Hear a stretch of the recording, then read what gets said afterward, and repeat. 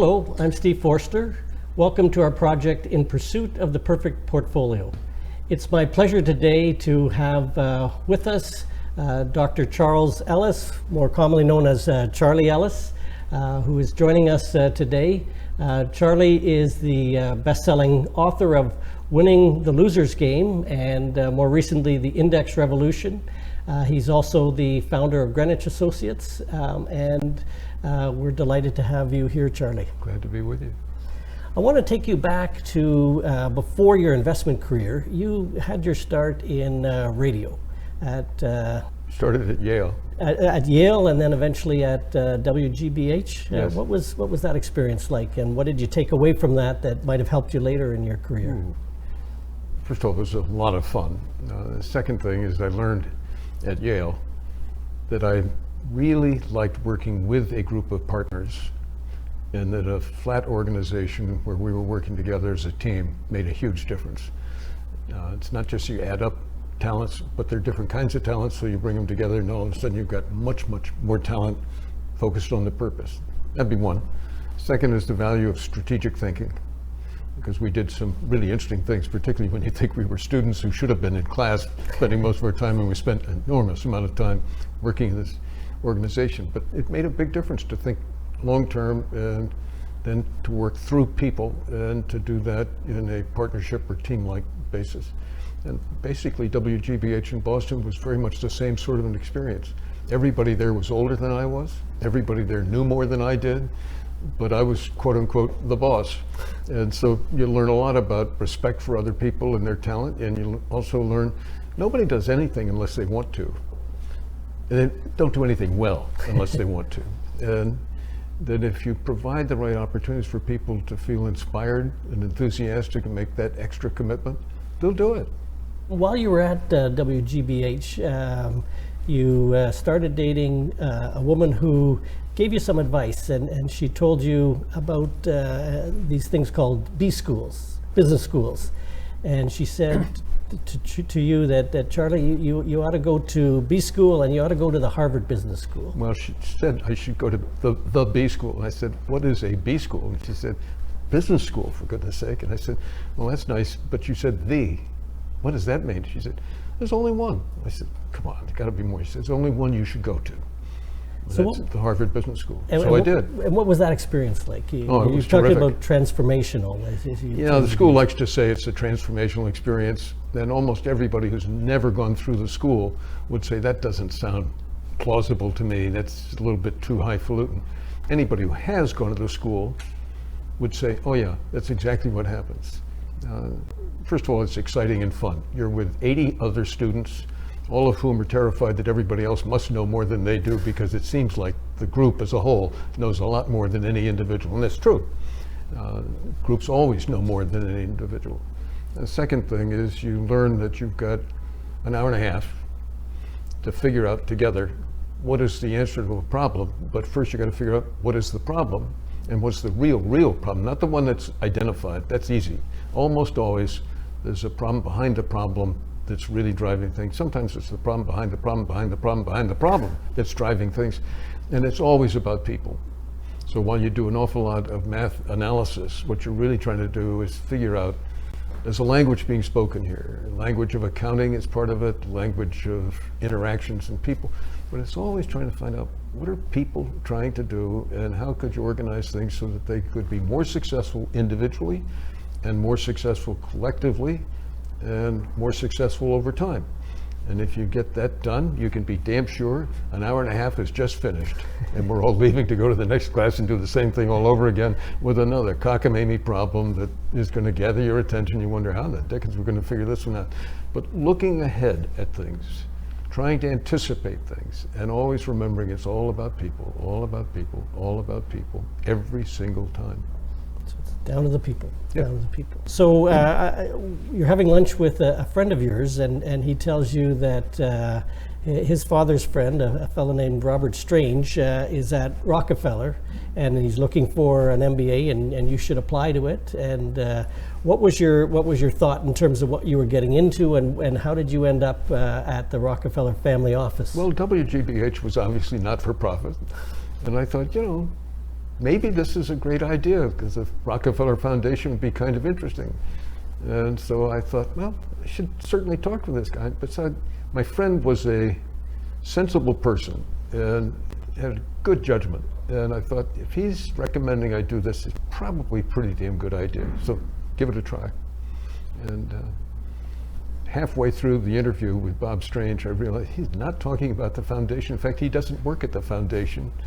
But I got to find out what he really, really does, because I like this man. He's obviously brilliant, and he's very warm and empathic. And I think I knew I needed to learn a lot. I knew I was green and wet behind the ears.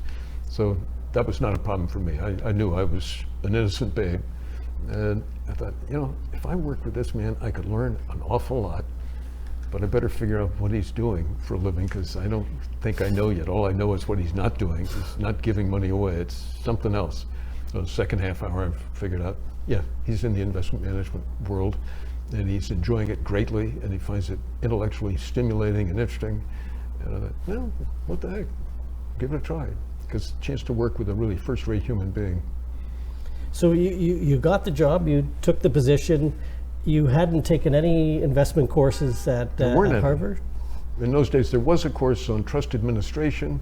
It went from 11:30 to 1 o'clock. It was boring, really boring, and since the time was 11:30 to 1, it was called, obviously, Darkness at Noon. Nobody took that course if they could avoid it. So while you were at Rockefeller Brothers, you then got immersed in terms of some additional learning outside of the office, including what would lead you to a PhD.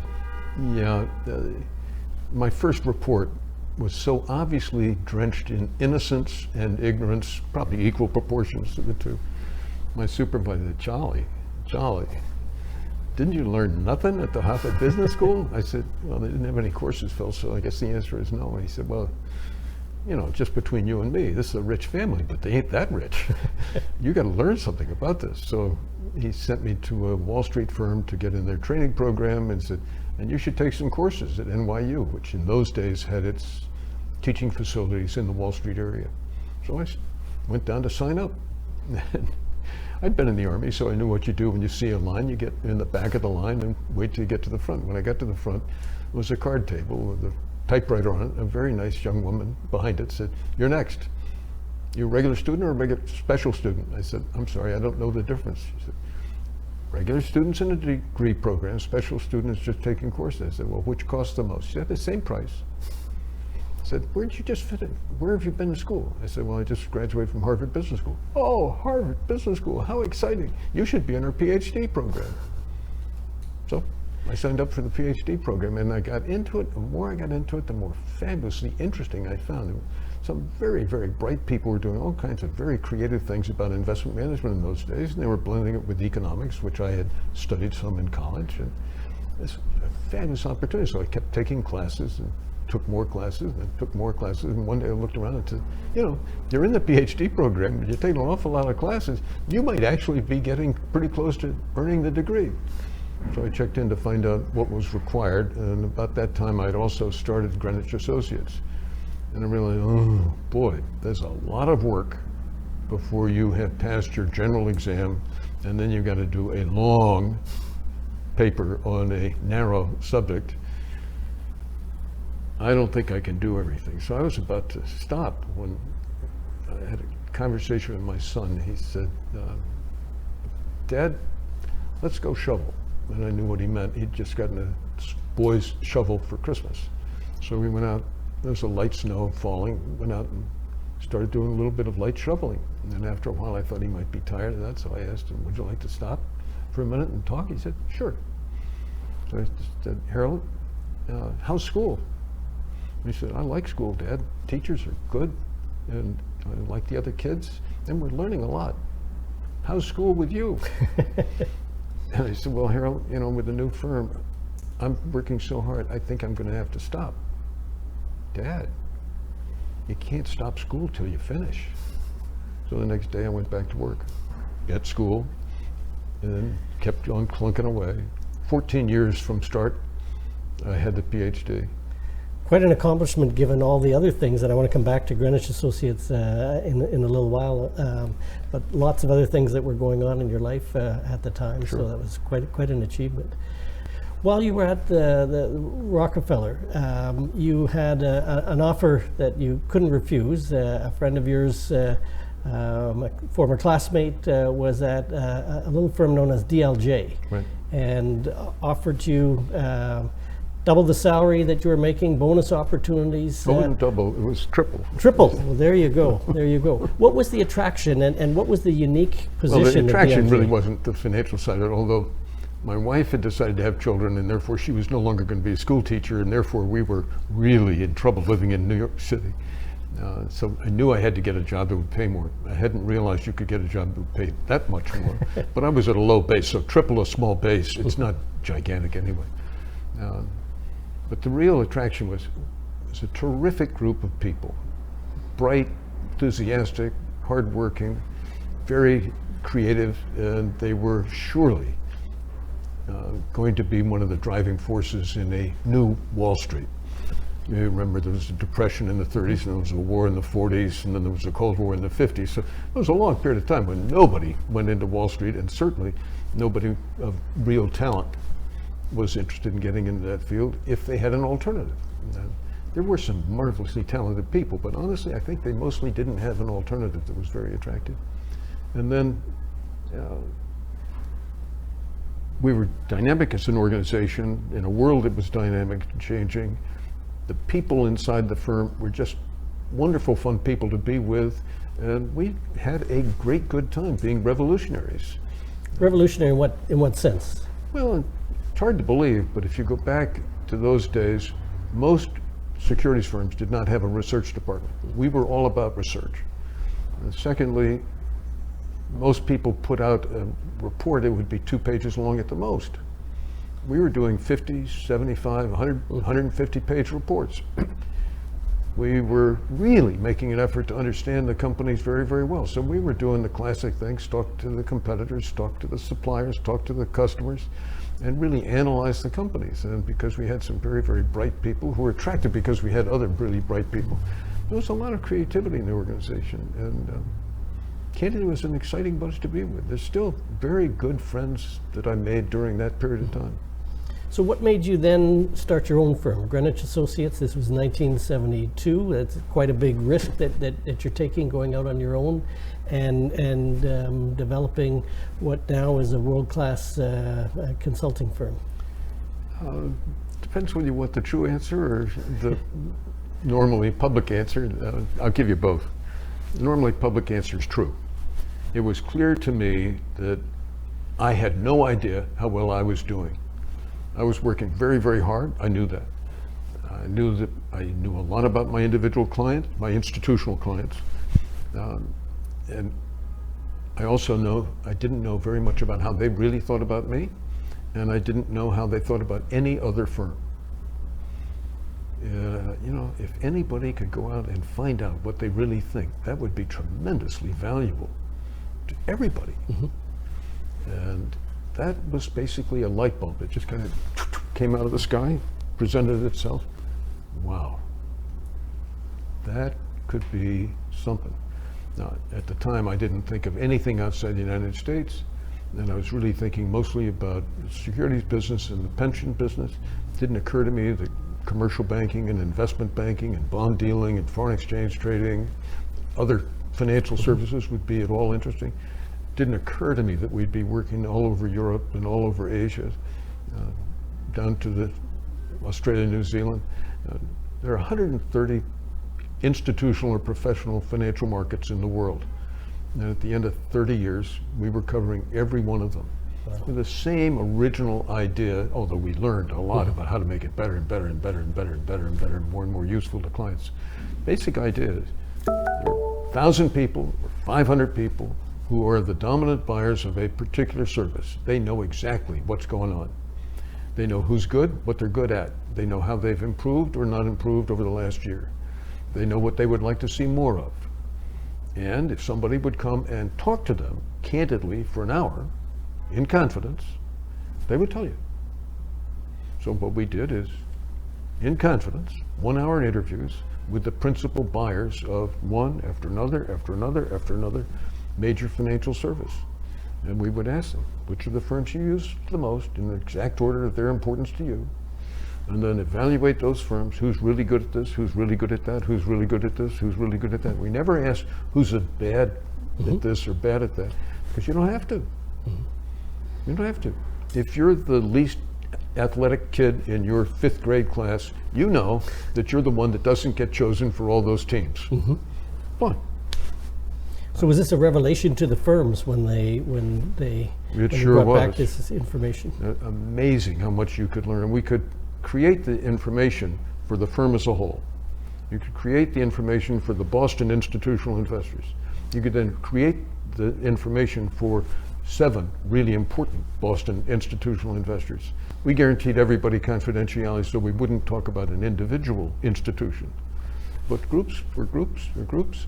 So if you had a group of clients, I had a group of clients, and we're both serving Boston, we'd run one report on your clients, what they thought about our firm, i.e. you, and if I were responsible for another group, what they thought about our firm, i.e. me.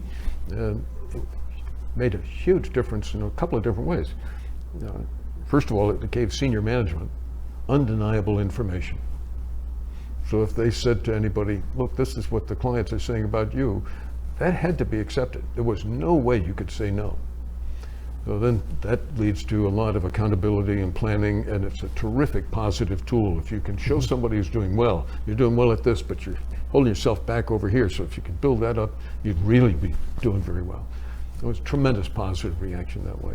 So really this is helping to raise the tide in terms of the investment profession, investment management profession. Yeah, it really did make a difference that way, but it also made a difference to each individual who was really good and to individuals who were not really good. So if, you know, the old saying, if you delete the duds and enhance the stronger participants, you can't help but improve the overall performance. And if you do it in your firm, then I've got to do it in my firm. These guys are going to do it in their firm, and those guys are going to do it in their firm. Otherwise, they're going to be dropped out. So some tough markets in tough market environment in the early 70s. You came out with a really impactful and revolutionary and controversial article in 1975 called The Loser's Game, which was inspired by a book on tennis. Can you talk about what went into that article and the reaction to it? Yeah, let me talk a little bit about the book, because it's really worth celebrating. Simon Ramo was a fabulously wonderful human being on a lot of different levels. People liked him a lot. He was also the Ramo of Thomson Ramo Wooldridge, or TRW, which is the organization that did almost all the general contracting for the American space program. So you could argue sensibly that he, more than any other American, made an enormous impact on the space program, which was an exciting, extraordinarily powerful, and very substantial impact in economics and in society and the way we think about ourselves. So, great industrialist, inspiring leader. He also happened to be a gifted musician. He and 3 members of the Los Angeles Symphony Orchestra played in concert as a quartet. And he happened to be a pretty good athlete. And he, being trained as an engineer, looked on tennis in a way that nobody had ever looked at tennis before. And he realized there are 2 games of tennis, and they use the same equipment, the same court, the same dress code, and they keep score the same way. But other than that, they're completely different. In professional tennis or expert tennis, and there are very few people that really play expert tennis, but there are people, and we've all seen them when you see the Williams sisters or some of the others. They are really good, and they don't make mistakes, but they force the other person to do just a little bit harder to do, a little bit harder to do, and sooner or later, a forced error is made. And they win points most of the time. I don't know about you, but I do know about me. When I play tennis, I play for fun. And I lose points. And I hit it in the net. The really good players never hit it in the net. I double fault. Good players almost never double fault. I hit it out of the court. They don't hit it out of the court. They get close to the line, but they don't hit it. And I give you layup after layup after layup, easy shots you can put away. So he said, you know, you have to understand which game of tennis you're playing. And if you're a brilliant athlete, fabulous tennis player, you should play a winning strategy. But if you're not, you should play to not lose. You should be defensive, keep the ball in play. My father-in-law is a terrific athlete. Said if you get the ball back 3 times on every point, you win every match for the rest of your life. And he was right. So loser tennis is what I play. Williams sisters play winning tennis. And once you get that in your mind, it's hard to shake, and you'll see it showing up in one place after another after another. Driving, for example, is don't make mistakes, don't have accidents, don't do anything that's dangerous, and you'll be fine.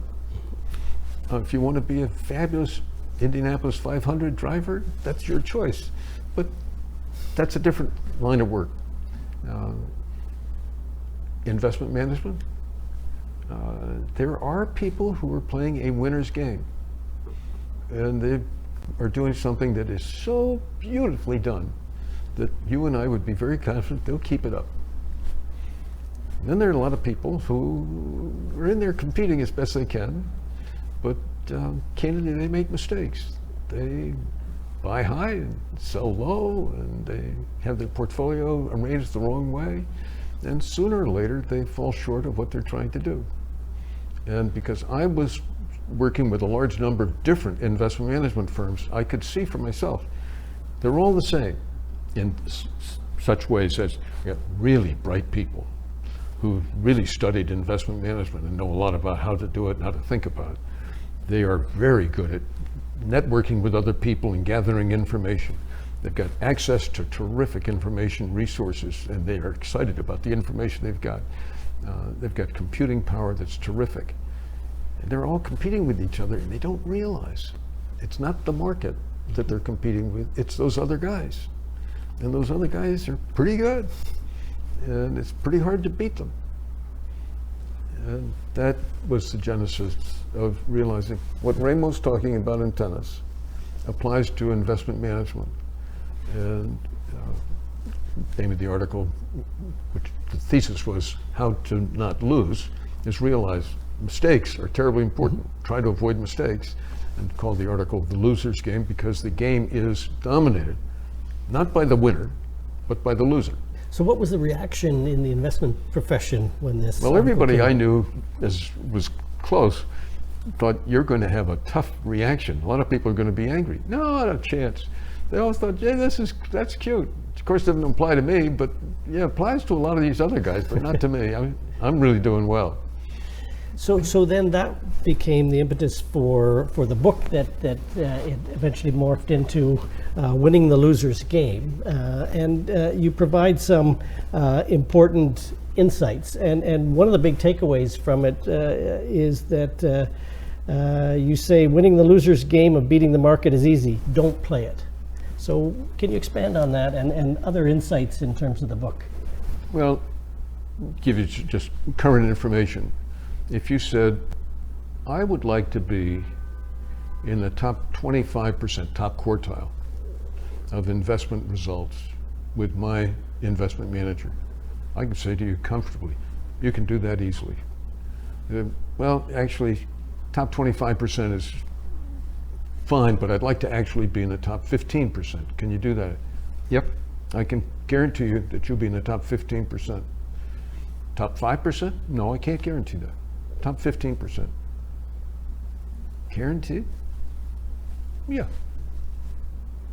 Over a 15 or 20-year period, you'll be in the top 15% if you follow my simple guideline.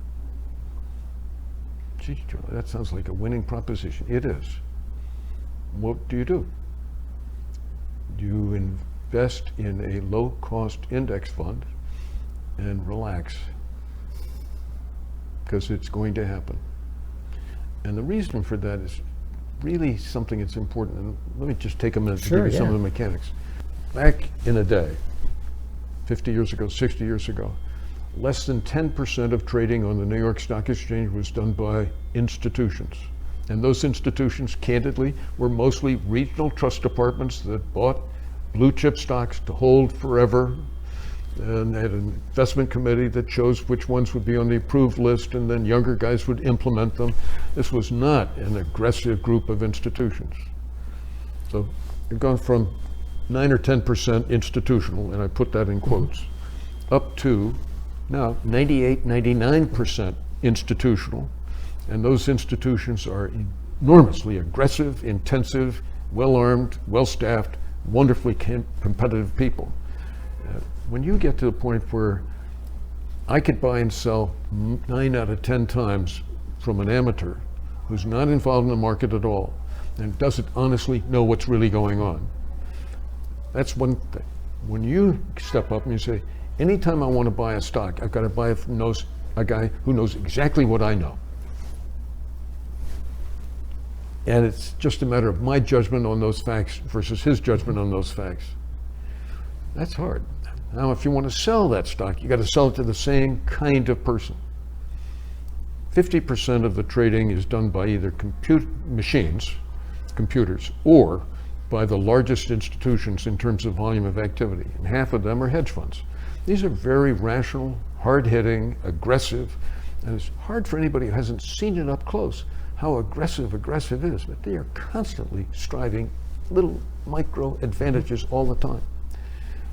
All got the same tools, all got the same equipment, they've all got the same information, and you're going to buy and sell from those guys, and all you have to do to keep up with the market is earn back your fees, and let's call that 1% of assets, plus your cost of operation. That's either 1% of assets or 2% of assets, depending on how you want to calculate. Let's say it's just 1%. So that's 1 plus 1 is 2, and you've got to earn that back. In what kind of a market? Well, consensus seems to be somewhere between a 6 or 7% return expectation over the next decade. Okay, so let's say 6% just for convenience. 6%, 2%. Holy smokes, I have to do 30%, 33% better than the competition just to break even. Just to keep up with the market, I've got to beat the competition by 33%. Who the dickens is going to be able to do that? Who among us is going to be able to do that? Well, there are some people who think they can, but they're very, very few. And to think that I'm going to find a manager who's going to be able to do that. It's one thing to look backwards to say a few have, but it's another thing to try and pick those in advance. That'd be one. The second thing is, let's say we found one. If you could produce 33% rates of return, why wouldn't you just manage your own money? Why do you want to have the burden of carrying my money around with you? So that's a very real problem. And as you know, there have been star managers who've closed down and said, I can do better for my family managing the money on my own than not having to carry all that public money. So it's a major, major change in the world. And what's amazing to me is that we really have stayed with the mythology rather than recognizing the realities underneath it. And the realities are profound, and they are powerful, and they're unrelenting. There's no way that we're going to go back to a time when, oh yeah, let's all go down and beat the market. It just isn't going to happen. I want to come back to this whole index revolution in just a few minutes. I want to take you back to, you mentioned Yale and your affiliation with Yale, but it goes beyond your undergraduate degree. You were in a position of being the chair of the investment committee for Yale's endowment fund, and you had a front row seat observing David Swensen, and Yale has this fabulous reputation in terms of its endowment fund and really thinking in a non-traditional way. So what is what's become known as the Yale model, and what are the lessons for individual investors? None. Okay. No, that's not true. David would say, oh yes there is, and I would agree with him. No, but the lessons are not the ones of, I'll do what David Swensen's doing. That's what I mean by none. But if you said, look, what should an individual investor do?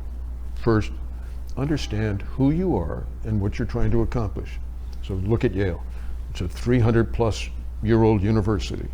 It's been around for a long time. It'll probably be around for a long time. Okay, that's pretty important if you convert it into the way in which you would operate. Secondly, while it's located in the United States, it's truly an international phenomenon. Therefore, you would think comfortably about international activity. Third would be that this is an institution that, with a sensible spending rule that smooths, can handle the ups and downs, but it'll always be short on finances, because the people who are involved on the faculty could always use more money to do more creative research and advance humankind. So you really are playing for highest return, therefore heavy on equity, and you want to be diversified so that you don't have a heavy on one kind of equity, but on several different kinds, so you have different characteristics of behavior, so your aggregate portfolio will be more consistent in performing over time than it would be if it was in any one component part. Blend that with the spending rule, you can be quite nervy, as other people would see it. Well, what do you mean by that? Well, 10% in bonds, less than 10% in US equities, listed equities. That's really different. Yes, it is. Different from what we think of as the historically traditional 60-40 for pension funds, endowments. Yeah, and most of which, candidly, is following somebody else, is following somebody else, is following somebody else, following somebody else, sort of like the lemmings. How do they get together? They follow each other.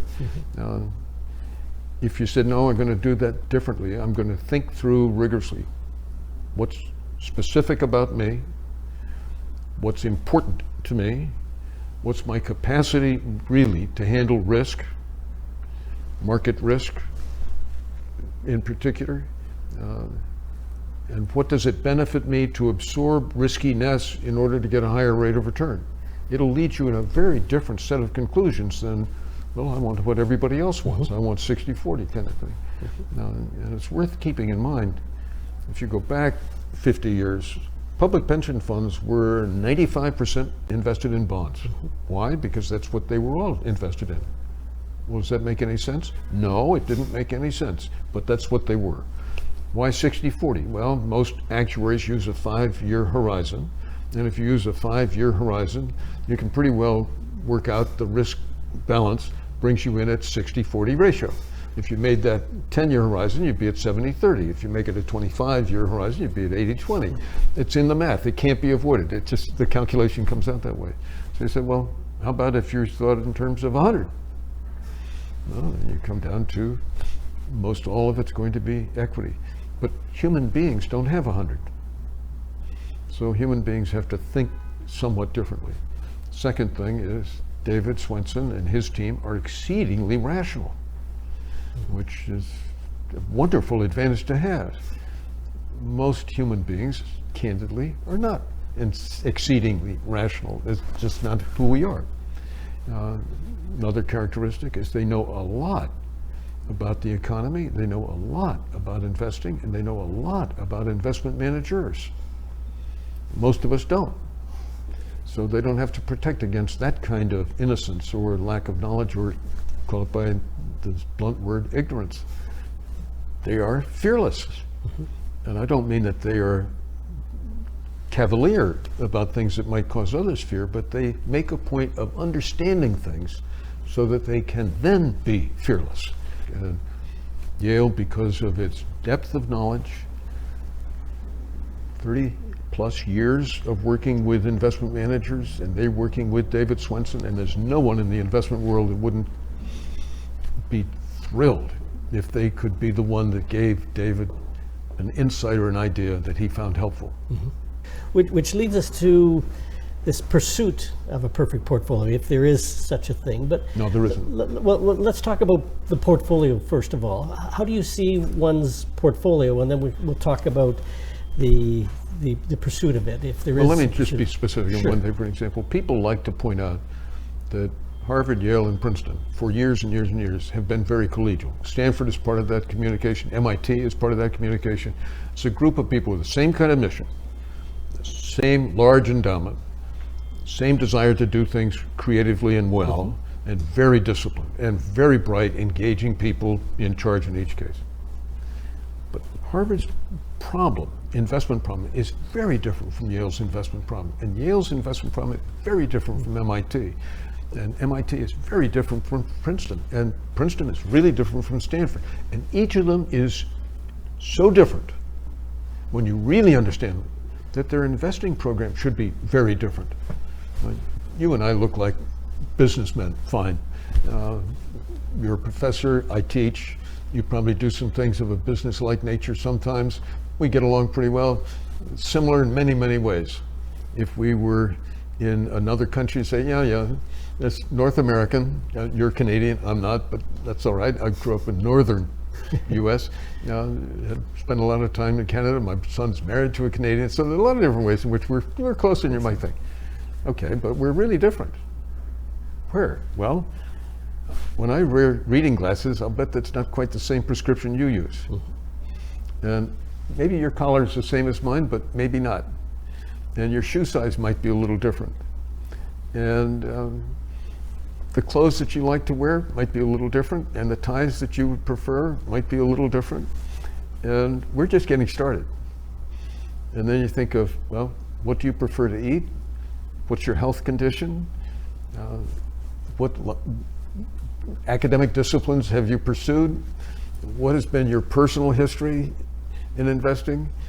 We're still getting faster and faster differentiation, and we haven't gotten to the really important things like, what are your assets? How long do you have ahead of you? Are you 99 and you're basically at the end of your run, or are you 9 and you've got a long way to go? Now, do you have others who are dependent on you, or are you an individual person? Do you have any family members? Do you have any cousins, nephews? Do you have any friends that you're trying to help out in a problem? Have you studied investing all these years, or did you do other things instead?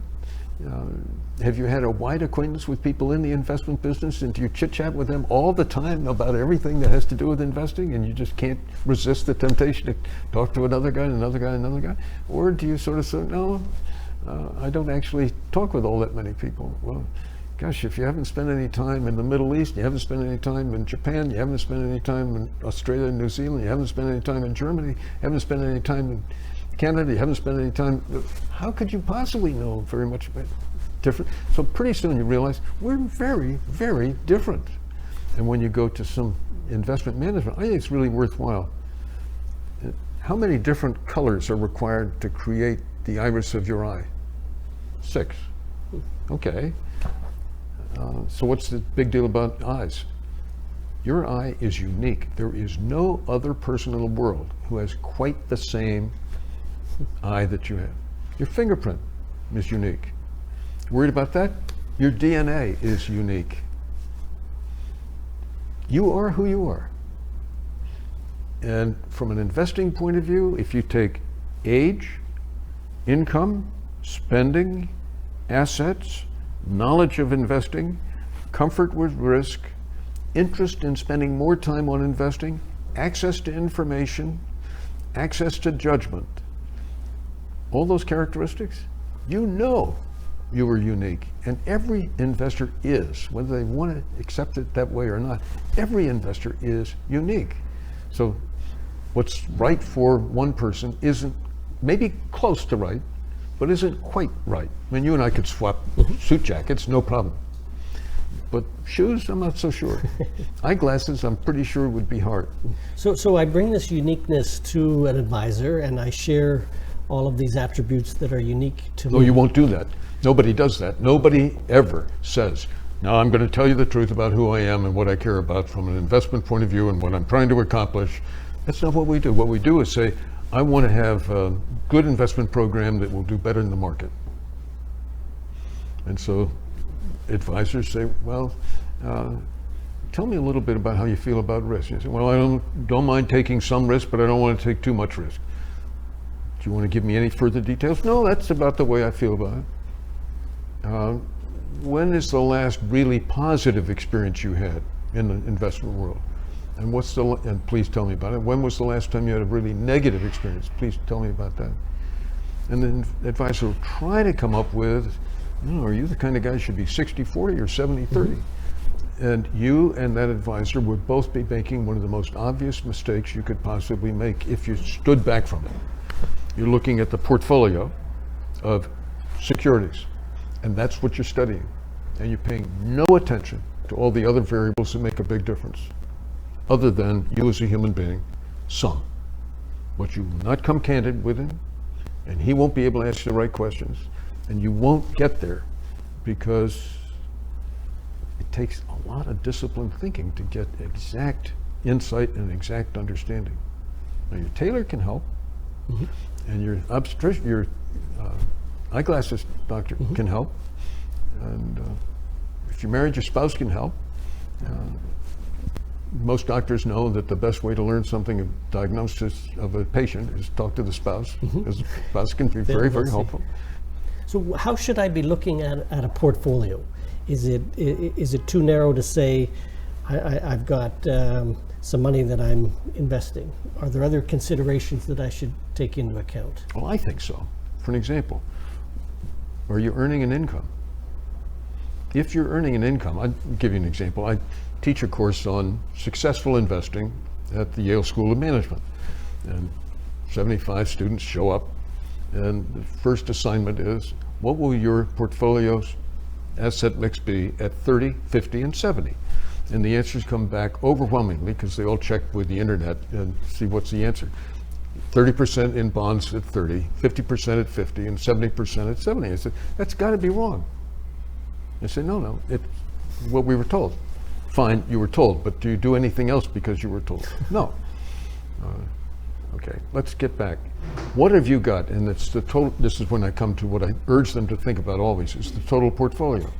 So for an example, at my age, Social Security is part of that total portfolio. Well, that's a very steady amount of money. It's a lot like a bond in terms of what it means to me from an investment point of view. So maybe I ought to think about that as part of my portfolio as a whole, but it's a fixed income type of characteristic.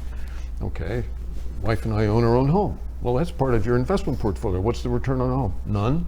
It's you basically keep up with inflation, and that's about it. Okay, that's a stable asset, isn't it? So if the market goes up and down, the value of the house change? No. The value of the house stays pretty constant, day in, day out. Okay, so it'll rise enough to basically cover the cost of owning the home and fixing it up from time to time. Yeah, that's about it. Okay, what else have you got? Well, I've got my investments, and my wife's got her investments. We could include those. Should we lump them together? Yeah, I think you probably would. That would be very sensible. What else? Well, my wife's got an earned income, and I have an earned income. At your age, you're still earning an income? It's because I love doing the work, and people are glad to pay me for it? Yeah, I'm still actually very much enjoy it. Okay.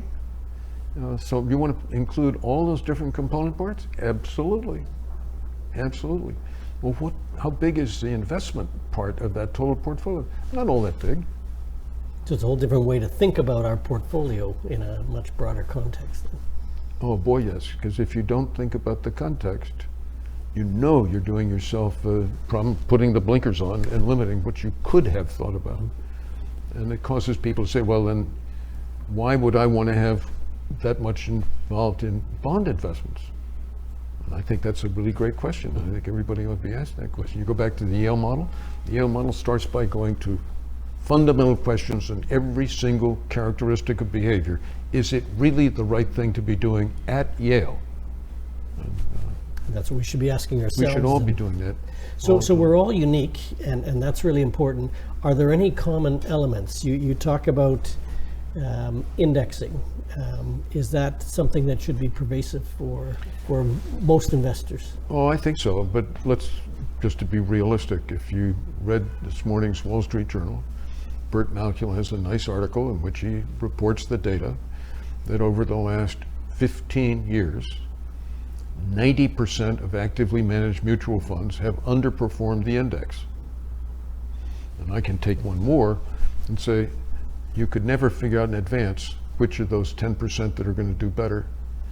I think you could a little bit if you spent as much time as I spent in the investments world and you knew as much as I did about individual organizations. I think there are some that are so fundamentally superior in the way in which they're organized and designed. I take the Capital Group that represent the American funds. They are really different. And there's some other organizations that others would say, well, I think you ought to include those. Fine, but you know, let's be fair, I got 50 years head start on that question, and I've studied that organization very carefully, and I know a lot about the way it works and why, and I understand their values and their focus. And one of the main characteristics that nobody pays any attention to is they understand that risk is really important. So they manage risk so that their investors have less risk as well as more return. It's a nice combination, but very hard to pick out very many more. Are there any other things that I should be thinking about as an individual in terms of pursuing my particular portfolio that's going to be right for me? Well, let's get one thing really settled. If somebody said to you, look, the data is very clear that 90% of the alternatives don't work out, and it's very hard to choose who's in the 10% that does work out, and even those don't succeed by much. So that's not a game worth playing.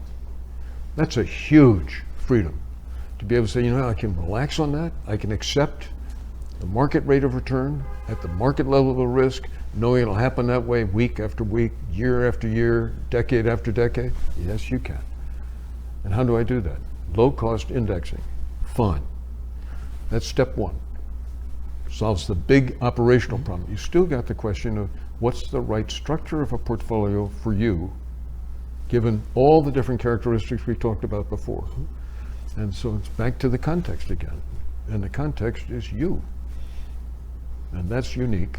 And therefore, what's the right investing program is something you've still got to, you still have to work on. You still need to concentrate on. But the great thing about indexing is it takes the hardest, most complicated part where you really can't figure out most likely and puts it aside and said, rest assured, So you're going to do very well. Now you can concentrate on what only you can do, which is figure out who you are, and only you can do, which is what are your values? What are you trying to accomplish? So you and I might have different allocation of assets. I would hope so. But indexing is the way we both should go. Yep. Excellent. Charlie, it's clear to see why you've been referred to as the wisest person on Wall Street. You have continued to provide us with all kinds of insights, and I want to thank you for taking the time to join us today. I promise you, not the wisest, but the luckiest, because I've been in an unbelievably privileged position to watch what's going on through the eyes of some of the best investors in the world. It just happened, but I've been lucky, and the reason I wrote the book is I said, if I've been that lucky, I don't think it would be anywhere near appropriate for me to keep that knowledge to myself. I should share it with others. Well, we're glad you did. Thanks. Thank you very much.